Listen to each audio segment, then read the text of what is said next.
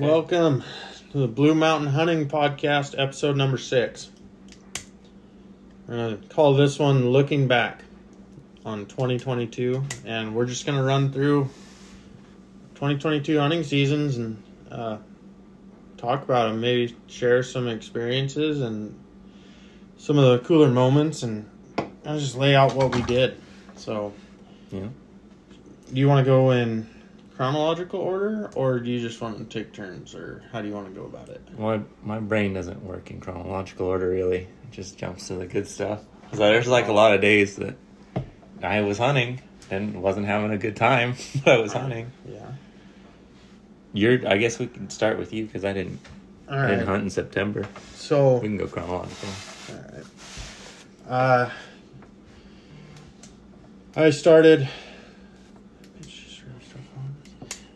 the hunting season with a hybrid bear hunt / scouting trip into Oregon, into a unit I plan on hunting in the future. Oregon's bear season opens August 1st, so I took 2 weekends in August and ran over to Oregon and cruised around. I had a bear tag in my pocket, but it's mostly just to look for elk and whatnot. Wasn't really expecting to kill one, and I didn't. High country? Yeah, it was pretty high, which isn't... I mean, I wasn't disappointed I didn't kill one. I didn't really even plan on it. I just had a tag in my pocket because I could, and they're cheap. So, rolled that into August 27th or 28th, whenever Idaho opened archery season, and bounced from work early and hunted the afternoon of opening day just to pretty much say I did, and didn't see anything. Rolled through September. I didn't even hear a bugle till September 15th for the archery season. It was tough. And then on September 15th, I shot a big bull, like a 340 type bull, and never found him. I had a 60-yard shot broadside. Hit him. Sure. Don't know where I hit him. It was almost dark, and found blood. Just very small drops of blood. Arrow was covered in fat, which is odd. And spent the next day looking for that bull. Never found him. And proceeded to kind of just look around for the rest of the month. Honestly, it was pretty rough. Like, bugling got better, but the bulls weren't cooperating. It was a tough archery season. I mean, I had an opportunity, should have capitalized. It would have been my biggest bull to date, and just didn't make it happen. And then the rest of the season kind of went like the first half of the season. It was just a tough year. The bulls finally started cracking off, but they weren't coming to calls. I wasn't in an area where I could glass a lot, and so it was just one of probably my roughest archery season ever. But taking that into 23, just going to use it as motivation. It's been quite a while since I struck out with my bow, and so I'm going to swap some units and kind of look around and see what I can figure out. But yeah, so we rolled from archery season. How many days did you hunt archery? I think 12 or 14. So I had a 9-day stretch straight, and then Labor Day weekend. Full hunting days? 9 days? Yes. And then Labor Day weekend was 3 full hunting days, and then I believe one other weekend. So I had 16 or 17 days of hunting in September, which is a lot. That's a lot. Yeah.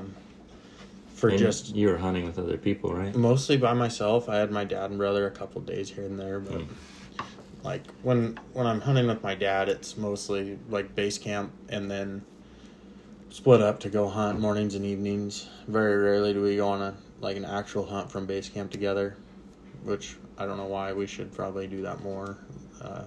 Especially archery elk calling is better with 2 people. Mm-hmm. So, yeah. I'm basically an expert, and I can say that's pretty true. So me and you together rolled from, I got done with archery and we went on Jake's hunt. Yep. And I'll let you tell that one since I just talked. Yeah, so Troy and I, we both went, and a buddy of ours drew a really good tag for Idaho.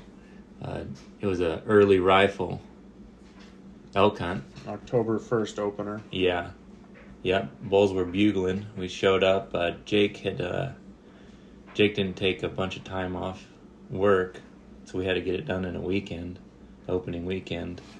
And he also didn't do a couple things that he was supposed to do to get us access to where we could get into some good spots. We still had access to other spots, but yeah, really, he just kind of fucked up.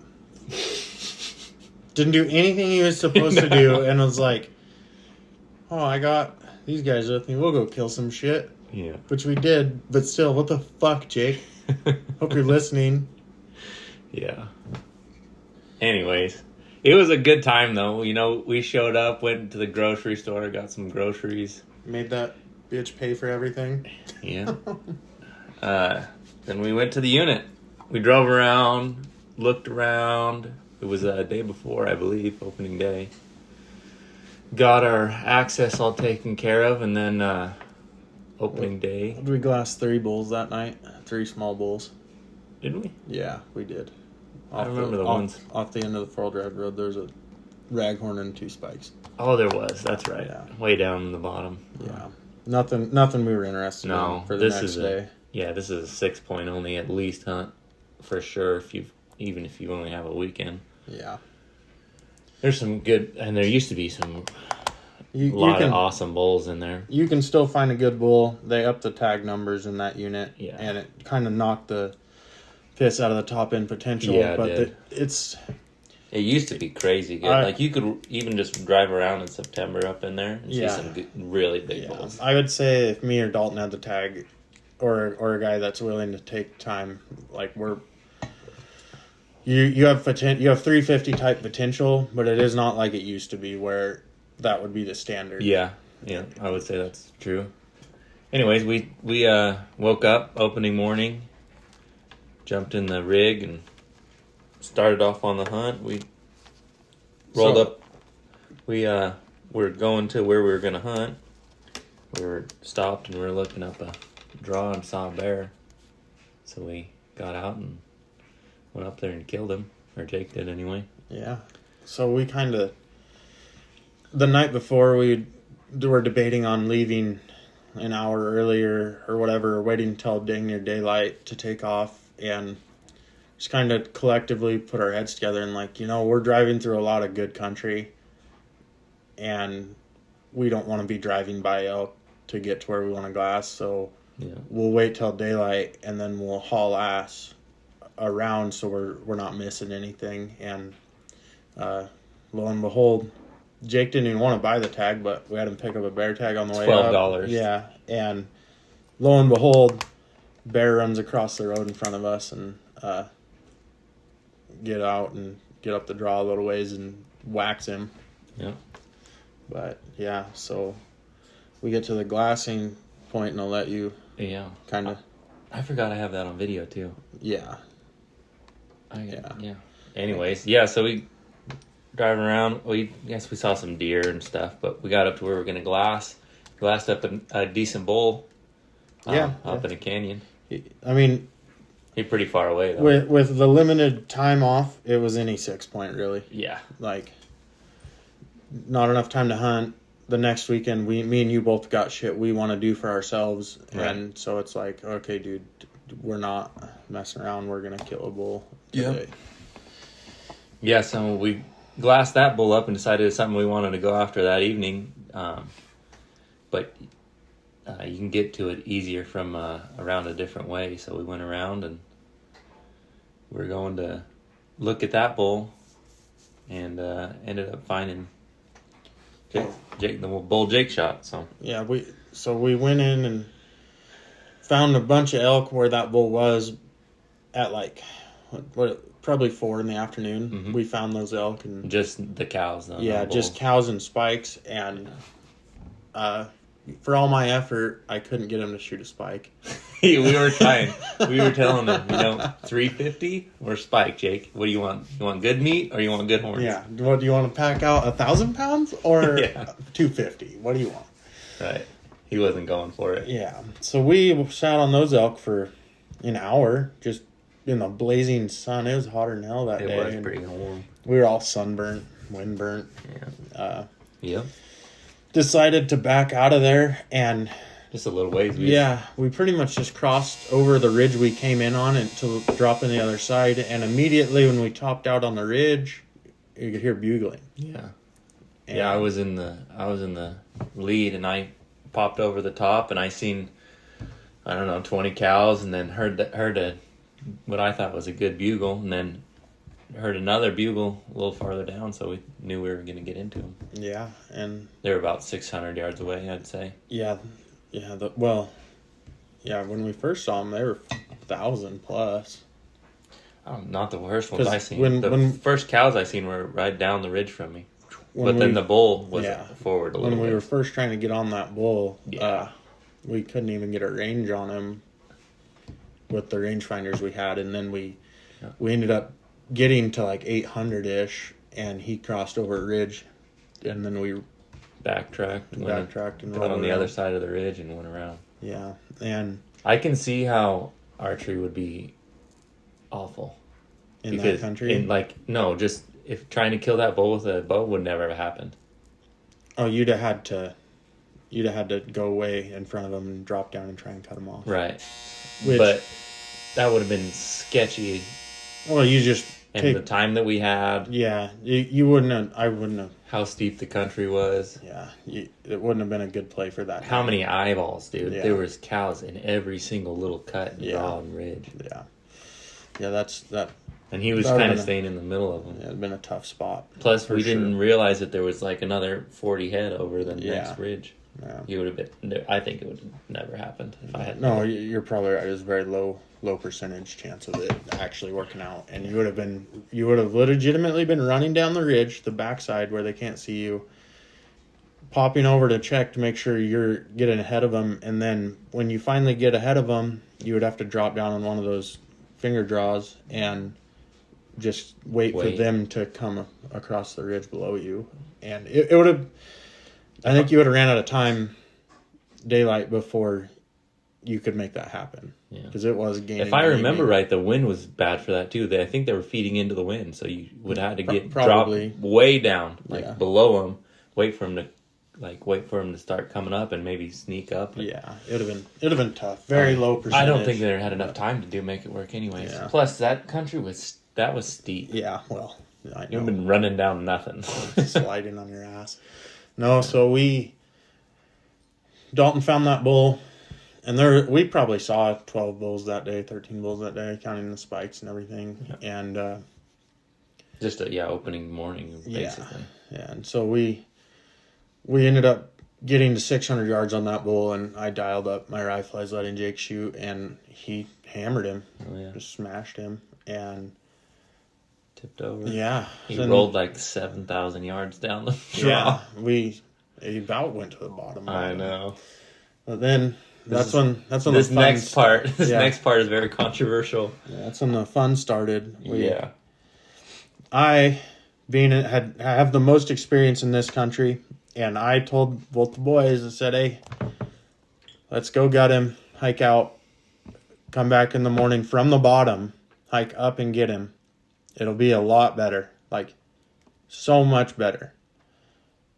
I got overruled, and they said, "No, we're packing him out tonight." So Bone in, baby. yeah.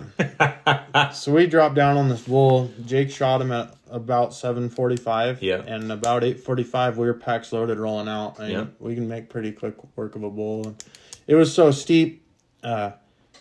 We stood on the antlers to drive him into the dirt, and then made Jake sit between them to hold the bull Yeah. from sliding.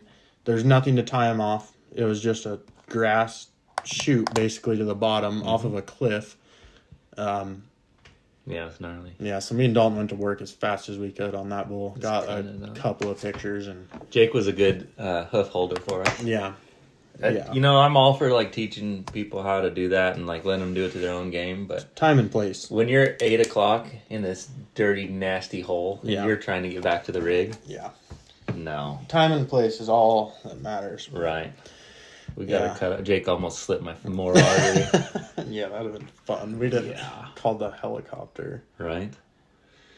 But no, that we got our packs loaded about 8 o'clock. I mean, about 9 o'clock. And started up that grade. And it was steep. And it was miserable. And we start going. And Jacob was struggling a little bit.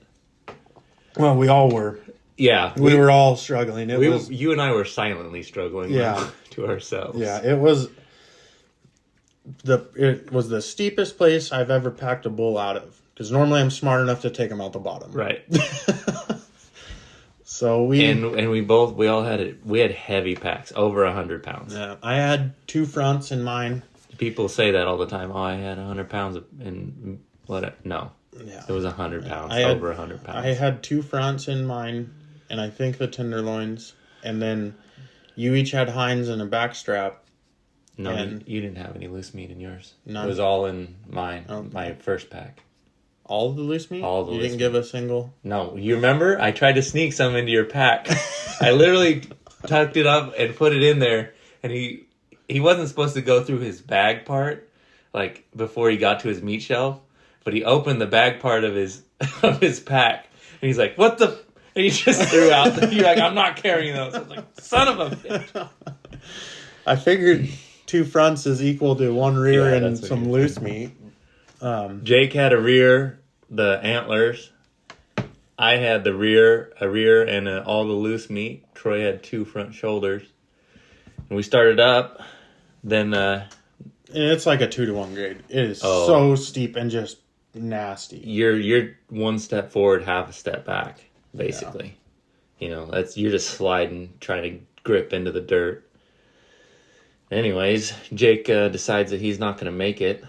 And he wants to sleep on the mountain and just do it in the morning, or I can't remember whatever he was saying. He just wanted to leave them and come back and get them. And I'm like, no. Oh, yeah. No, We're doing this. Yeah, we've carried it halfway up to the top of the ridge. I'm not going to... If we drop our packs, they're sliding to the bottom. Yeah. Like, it was nasty. But And I do get what he was saying. He had the antlers on, and the hill was so steep you had to kind of turn sideways to like climb up it, and the antlers got in the way of your legs real bad when you're trying to climb up it. So me being the nice guy that I am, great friend, I traded Jake packs, and I took the hindquarter with the horns, and he took my pack. and I'd say the trade-off for weight was about equal. Yeah. Like, it... But the difficulty of hiking was not with those antlers on there. Yeah. Well, that hill is so steep, if you turn around, you can't turn all the way around because the antlers hit the hill. Yeah. Like, it's impossible to do like a full... You have to face the hill at all times. Right. Yeah, you're basically just crawling up to this thing. So I took that pack, and also the pack that I took was made for somebody was set up for somebody with an extra long torso, and I have a extremely short torso for my size. Yeah. You know, I'm 6'3", 220 right now, so. You're... Neither one of those things are accurate. 5'11", buck probably 60. You skinny bitch. I'm 6 foot and I weigh about 190 pounds, and I was probably at 190 then too. But the hip belt was around my actual hips, like my ass. Yeah, not sitting on your... It was not on my that crest. crest, yeah. That was miserable. Yeah. So we get to the top of the ridge and we shut our headlamps off. Oh, also Jake didn't charge his headlamp. Yeah, so I had a beanie in my bag. You gave him yours. I gave him my headlamp, and I had this beanie on that has these 2 little lights on it. It's 70 degrees out at night. It's so hot. And Dalton's wearing a beanie. Climbing up a mountain with 150 50 pounds on my back. I would have had a heat stroke. He scared me. My dog is in the window right now. He's looking at me. But yeah, so we get to the top, and we shut our headlamps off. And every time we stop to take a break, and we're stopping often. I mean, this hill was a killer. We climbed 1,000 foot right there, and it was like we climbed 1,000 foot and traveled the 10th of a mile. Like you might as well have had rappelling gear. But, it was gnarly steep. Yeah, and so we get to the top. We still have 2.5, 3 miles to go to get out of there, and it's a slight uphill grade. I kept telling everybody on the way up, "Oh, it's flat when we get to the top," knowing like. It's flatter. It's flat. But it's just a slight uphill grade. And it's not bad. So, every time we stop to take a break, we shut our headlamps off to conserve a little energy. Well, finally, about the third stop, it's just pitch black dark, and I hear snoring from both of the guys. I'm like, okay, we gotta go. We're gonna get hypothermia. Yeah. So I turn the headlamp on. I'm like, let's go. Immediately, both guys stand up and we bounce. But yeah. So long story short, Jake killed that bull at 7:45. We're packs on moving at 8:45. We got back to the pickup at just over 5 a.m. Yeah, and packed a lot of elk a lot further. That I have never got a harder pack out. No, for sure not. Brutal pack out. By the end, like right when we were about to get to the pickup, the beanie was dead. Basically, it was putting off just enough light to where I could tell that there was a trail there. Without enough light, though, it messes with the depth perception. It does, and so I was messing my feet up bad. Yeah, you can't. If there's a stick there, you'll pick your foot up and still hit it because you can't see how high it is or low it is. There's no shadows. Yeah. And so I kind of had Jake right there behind me, and I was having to like use the beam of that to go. And it was I was miserable on my feet. My feet were tore up. Yeah, we got about a mile from the rig, the Ranger, and I just caught a gear. Yeah, you dick. I just caught a gear. I was like, I can't stop. I'm going to fall over. If I stop walking, I'm done. Yeah, they're sitting there telling me in the beginning, hey, don't get too far ahead. Don't leave us. We just do this together. And I'm like, okay, fine. So I'm staying back with Jake, and all of a sudden Troy's gone. I'm like, what? Also, Troy's got the best headlamp for sure. It was running out of battery, though. Oh, I would look up and see how your headlamp was lighting up the trail, and I was just like drooling. Like, oh, that would be so nice. Would give every dollar in your bank account to for take a headlamp. This beanie off of my head.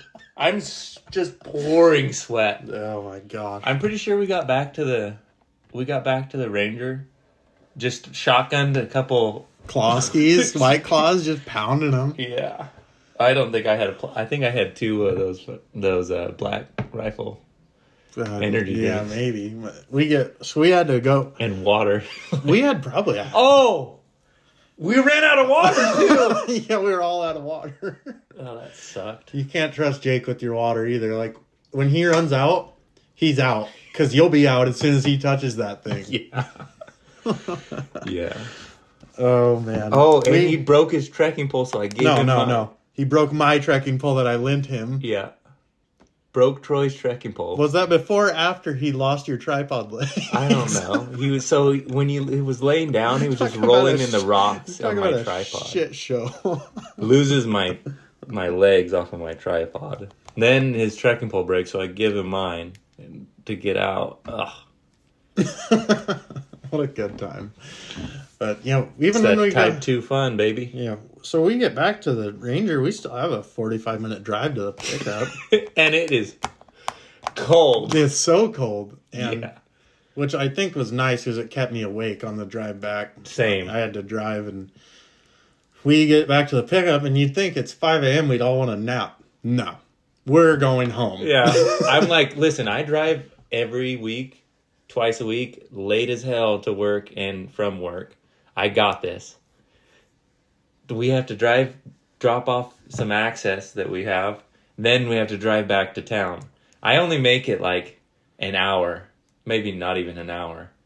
And I'm like, I'm hitting rumble strips. So we get to the first town, and I pull off the side of the road and take a little nap. Yeah, it was. But these dudes, immediately, we don't even get the door shut, and they're asleep. Yeah, well, I had a reason to go to sleep. Yeah. So we get back to the pickup, and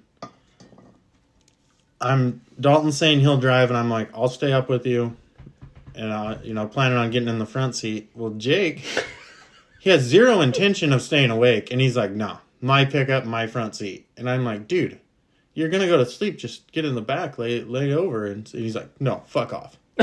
He was mad. He was mad, and I was mad, but I was like, whatever. Yeah. So I get in the back seat, eyes closed, I'm out. I'm not even shitting you in less than 5 minutes. Yeah. Dude, so when we got back to the pickup, though, Dalton had picked up some Uncrustable sandwiches. Oh. I ate 3 in 3 bites. I was so hungry. So good. So hungry. So tasty. Oh, the best sandwich I've ever had in my yeah. life. Yeah. Yeah, that was pretty gnarly. Yeah. But I guess we didn't even talk about the bull. It was a Yeah, it was a nice bull. It was a good bull, yeah. probably, we'll say 280 type bull for one day of hunting. It was fun. Straight I six. I will say that was a fun hunt. I had a great time. Oh, yeah. Good laughs. Yeah, laughed the Making fun entire of Jake. time. Yeah. Yeah. Glassing, seen a lot of animals. 2 kills in one day. You can't beat it. Yeah. Yeah, it was a great time. Just We could have killed a bigger bull. if we had time, Yeah. But you're fun with the boys, you can't beat it. So Yeah. That's good. no, we get done with that. We were at home before 11 the next morning. I mean, it was a quick rip, but a good time. And we went to sleep, at 6. Yeah. Plus still had a 3-hour drive or so. 2-hour Yeah. drive. So I guess I had the next tag. My archery tag converted into a rifle spike hunt that was open on the 5th of October. And since I was already planning on leaving work for that week to go help Jake, and then he ended up not, I just went to work for like 2 days and then went spike hunting. And believe it or not, it is very hard to go find a spike when Yeah. you're looking for just a spike. I saw How many branchfuls did you see? probably 5 or 6 that Yeah. week, in a general unit, and a bunch of cows can't find a damn spike. So Sunday rolled around, and before I could get back up there, the season was going to close, and I found a spike that morning. It was actually, the spike was carrying full velvet still, and he had piebald characteristics. Yeah. He had his nose was completely white spots on his face and on his ears. It was a cool deal. I wish he would have been even a raghorn or 5-point. I probably would have saved that cape, but a spike's just you can't stretch it enough to make a big bull look right. Right. Can you imagine if you killed that bull in 5 5 years? Yeah, that'd been so cool. How cool would that Yeah. mount be? Yeah. And the bull he was running, he was with a herd of 10 cows and a big bull. That bull he was running with was a nice bull, so I'm sure the genetics are running there. Yeah, he would have probably. been a nice bull. But, Yep. got a spike tag. Got Gonna kill the spike. Yeah.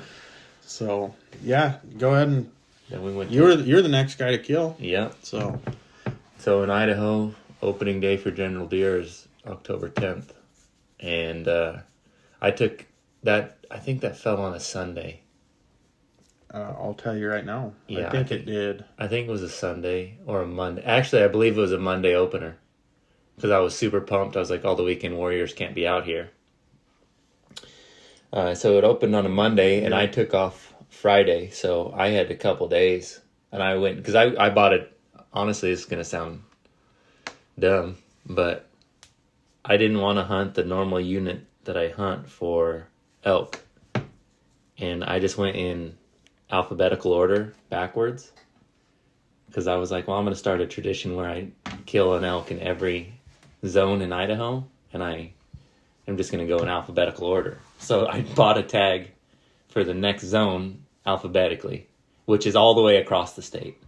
But I was like, screw it. So I went over there, started to do mostly what I was doing was scouting for elk to see where I was going to elk hunt.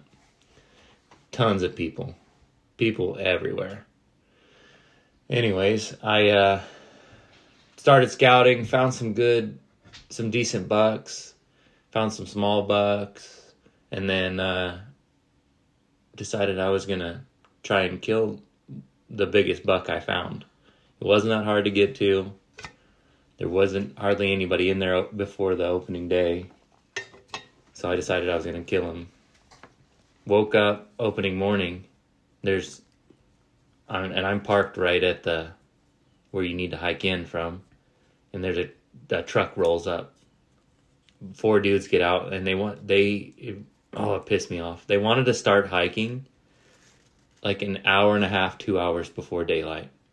And this deer is only maybe a 45-minute hike from the truck. And that's me going across and like shooting and everything. He's not far. They're going to walk right by him. And where I saw him in the morning the day before, he was down in the bottom and fed up into this brushy draw to bed. So here they were going to walk right by him. And I figured that they were just going to blow him out of there and I was never going to see that deer again. But it turned out that I don't know what happened. They had to walk within 100 yards of that deer. But he just did his normal pattern, and I was set up on the ridge on top where he went the day before. And right before he went into that brushy draw, I shot him at like less than 300. Just killed him. What kind of deer was he? So he scored. He was a 4x4, but nothing crazy big. He scored 155 inches. His front fork on one side is just awful. And I didn't have a very good spotting scope at the time, and I didn't really break him down. I could just tell he had a decent frame, and I knew he was going to be one of my bigger bucks that I've ever killed. And he was, and I'm happy with him. He's got real dark horns. He's got okay mass.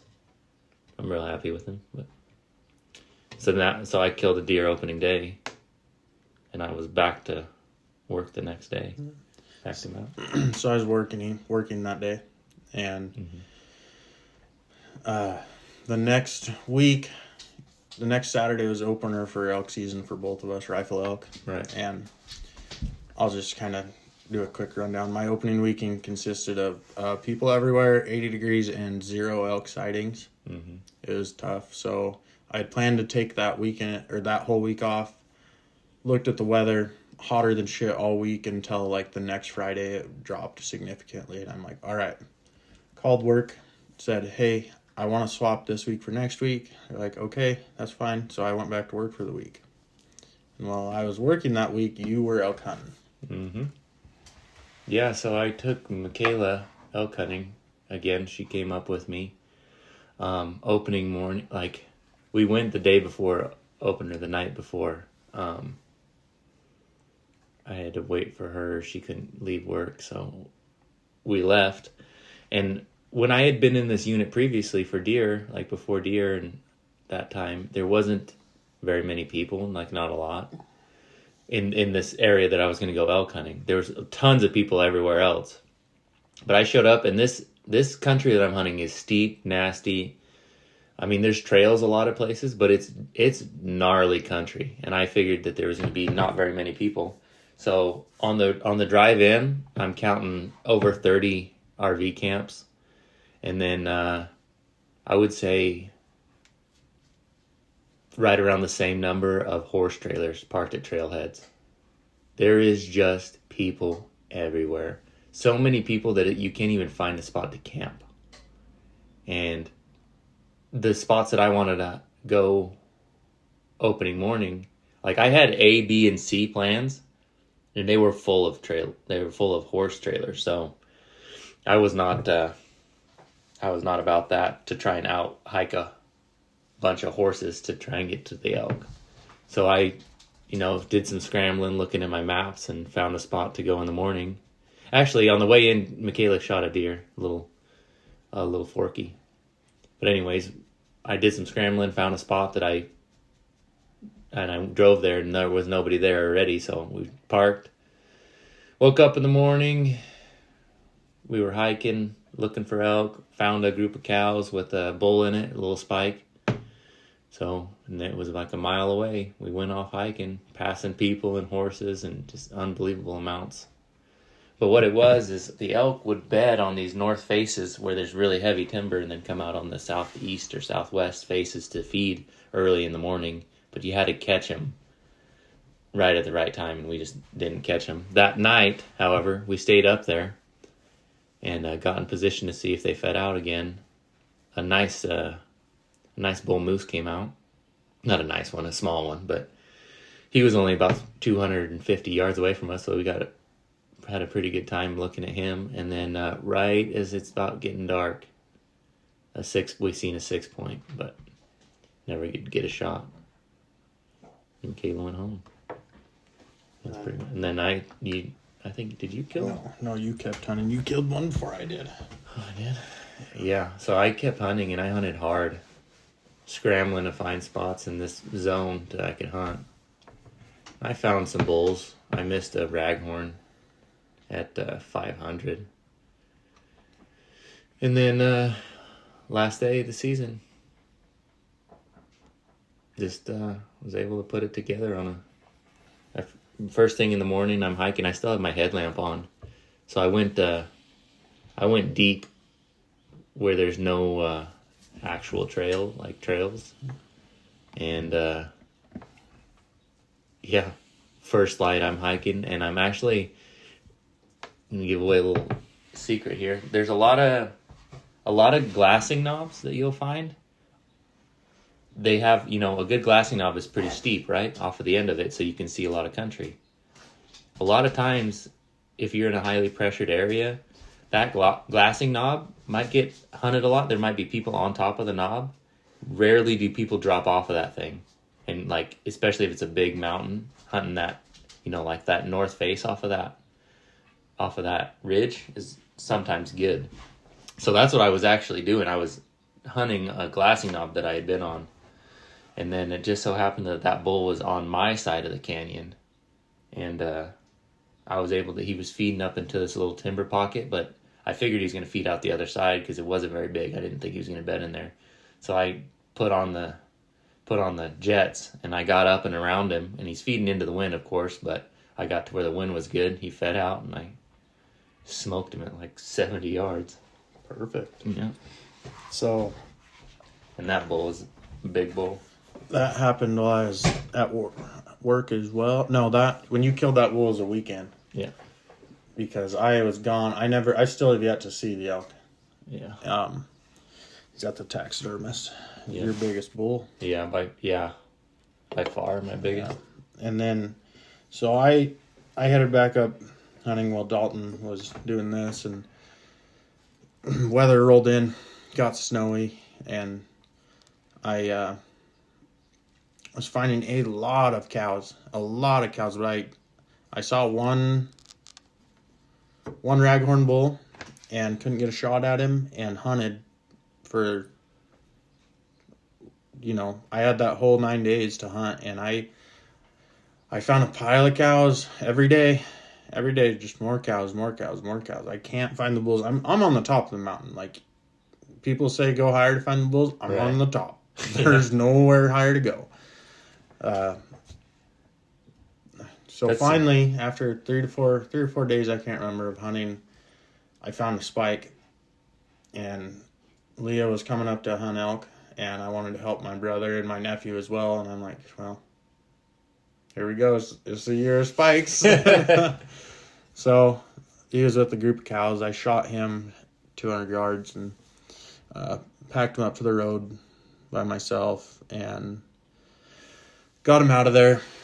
The next day, Leah came into camp, and she had 24 hours to hunt, was all. She was going through some stuff back home, and it was kind of cool, actually. We hunted all morning, all day, and we got back to the Razor with a half hour, 45 minutes of light on the last day she's going to be able to elk hunt, and I kind of said a little prayer, like, please, Lord, let us see a spike tonight at least, Yeah.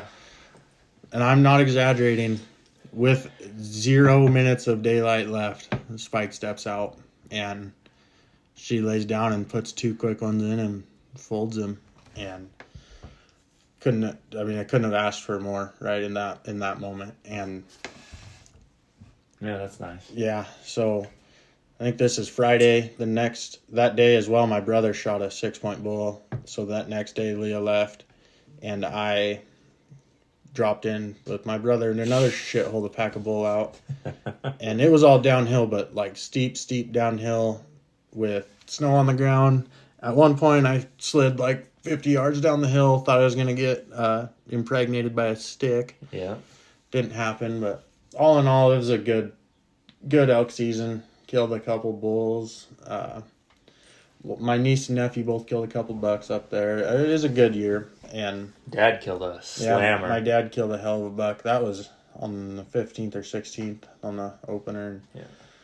Great buck, like 180 type buck, 3x4 with a lot of cheaters. Yeah. Big deer. And then, so from there, I rolled into the first weekend in November, and I had a whitetail tag in my pocket for Idaho, and good friend Matt Douthit had a mule deer tag, a draw tag. And I wouldn't say he's a super serious hunter, but he likes to go, and I'll take him when he has a decent tag. And so we rolled up into this country, hit a glassing knob, didn't see anything the first evening. The next morning, we take off to another glassing knob, nothing. Heading to what would be our third glassing spot, and whitetail across the road. And I hike up and kill him. Nothing crazy. I didn't have a lot of time to hunt.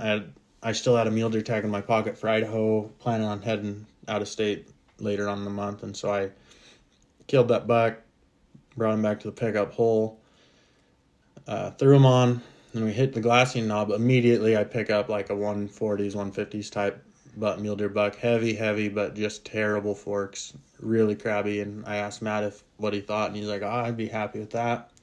So we hiked down, and it's down a ways. And he ends up killing this buck. And I cape him for him, and it's his biggest deer. And pack him out.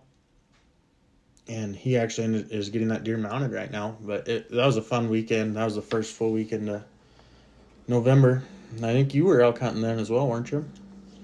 Yeah, so when I worked, like I said 10 million times, I worked out of town. So when I killed my bull, I brought him back, and I had to go back to work immediately. So I didn't have time to take him to the taxidermist.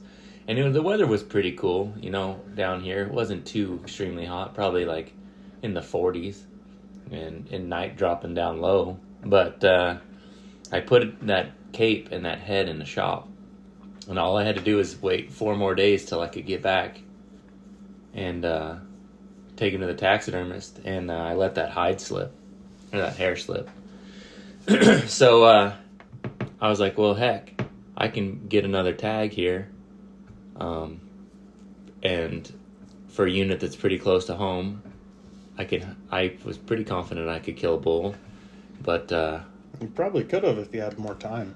And I didn't get to hunt hardly. Yeah, you hunt 2 to 3 days. But I didn't get to hunt it. It closed. I only had a couple days to hunt it, but that would have been fine, I think.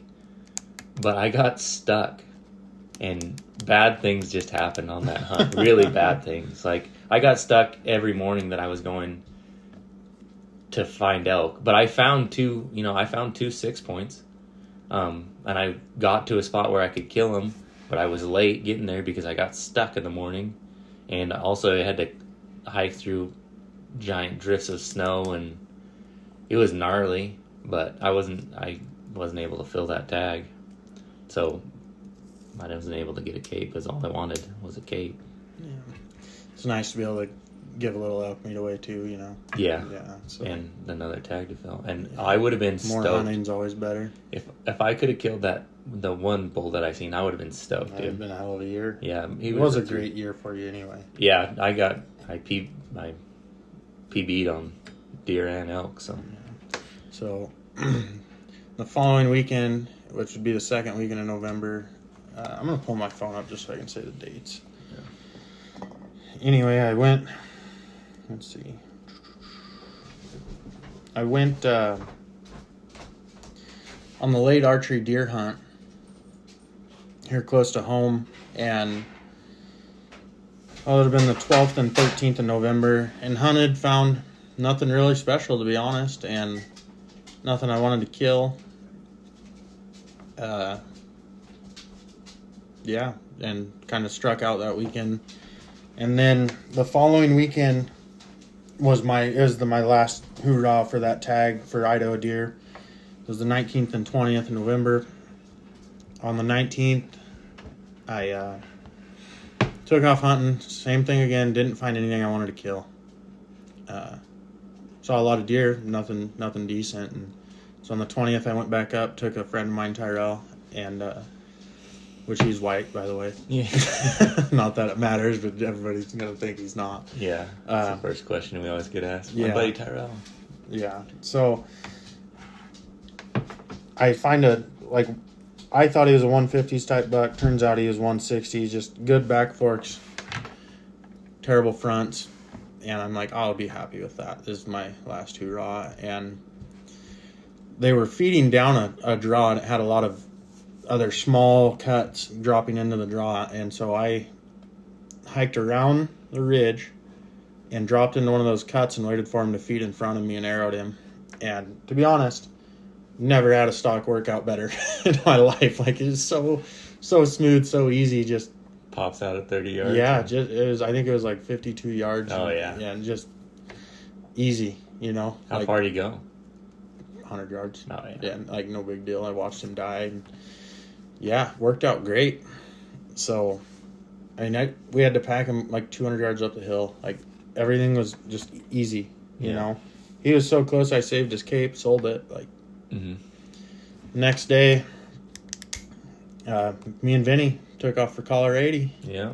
Colorado, 4th season deer tag. And we rolled down. We actually stayed in Wyoming. It was up as a unit towards the Wyoming border and hunted. A second. You didn't burn any points on Yeah, this it was a unit. second choice unit. So the expectations weren't super high, but I think the hunt could have turned out better. I ended up getting just sicker than a dog. Like, didn't want to get out of bed in the morning. For sure wasn't leaving the pickup. Like, it was turned into a road hunt in a hurry. Actually ended up shitting my pants. Twice in like 20 minutes on day 4 or 5, whatever. I was sicker than shit. Anyway, we found a good like 185 type buck. Couldn't get him killed. Saw a few other smaller 4 points. I ended up shooting probably like a 130s 2x3 big frame 2x3 buck, and on the 3rd day of the hunt, just pretty much not out of the pickup, but saw him from the pickup, stepped off the road and shot him.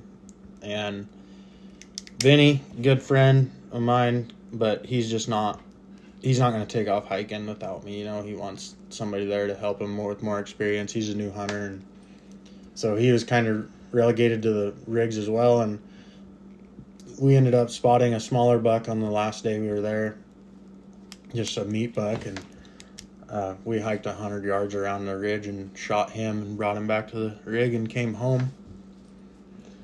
And it was a long ways and it was a lot of fun, but man, I said I wouldn't go back to that unit, but to be honest, I kind of want to go back just to prove to myself that it was me and not the experience, not the unit. Like, I think I could go in there and kill a 180-inch deer if I wasn't sick. Like, if I could hunt. Colorado, yeah. Yeah, Colorado, you can kill a book buck in every unit. So, did you have any hunting going on at that time? Nope. No. All right. So, we'll go to my last hunt of the year. I worked for a week after coming home from Colorado, and I thought I was going to end up canning this hunt, but it worked out. Leah texted me and said, hey, it's going to work out. We can head to Kansas. I had drew a Kansas tag in April and went back and just had a phenomenal time. Totally different deal. Fun to learn. Yeah. But I had a great time. And so we drove the 20 hours back to Kansas to her family's place, and 2 minutes into not opening morning, but daylight of the first morning we were there, we were in the same blind, and a really nice whitetail buck, would have been my biggest buck, walks out, and I tell her to shoot it. And she knows me well enough that I would have let that buck walk if she didn't listen. Not that I wouldn't have killed it, but I had told her the whole time, it's your place. You've never killed a deer. You're going to kill this deer. Like, I'm so grateful just to be here. You are killing this deer before I kill a deer. And lo and behold, it only took a couple minutes, which is her style of hunting. Same thing. It's the same deal when she killed her first bull with me. 5 minutes into daylight, waxed a bull. So that was awesome. We hunted for a few days there, killed a couple She's does. going to start thinking hunting's easy. She already does. She gets mad if it's not done in when we get there. Yeah, when we get there. We've been here for like an hour and a half, dude. Yeah. What's going on? Where are the animals? Your spots suck. Yeah. So, yeah, we killed a couple does. We had a couple doe tags, and the last morning I was there, I found a buck. We found a buck. He wasn't giant. I'm not even sure he's my biggest whitetail compared to some of the Idaho bucks I've killed. He's right in the ballpark, but he's no Kansas dream buck. But I was super happy to get him killed. And do you see any bigger bucks than that? No, I didn't, but they were there. Like, they had trail cam pictures of a 180-inch whitetail buck on their place. Yeah. How long before you got there was that picture? Week. A week. Yeah, like, and those bucks. They rutted up, right? They were coming. There was only not every group of does had a buck with them. There was just a few select does that were still in the rut. Still hot. Yeah. Yeah. But I was happy. I was super happy with the experience, and for sure would go back. You know, which that was it. That's 2022. That's it, huh? Kind of ran through all the hunts we had, and I think Dalton's going to give out his GPS coordinates. Yeah, so if you guys want to open your OnX apps or Go Hunt apps, I'll tell you where all the animals I saw for the year are. Yeah, it's on the corner of fuck off. Yeah. And don't ask me that ever again. Yeah. So, what was the coolest moment for you in 22? I would say probably my favorite moment while I was hunting. I honestly didn't have any bad times. That hunt with Jake and you was probably fun. That was one of the funnest hunts I've done in a long time. Yeah, like that's just good fun. Like it was perfect, right? Like we were in animals.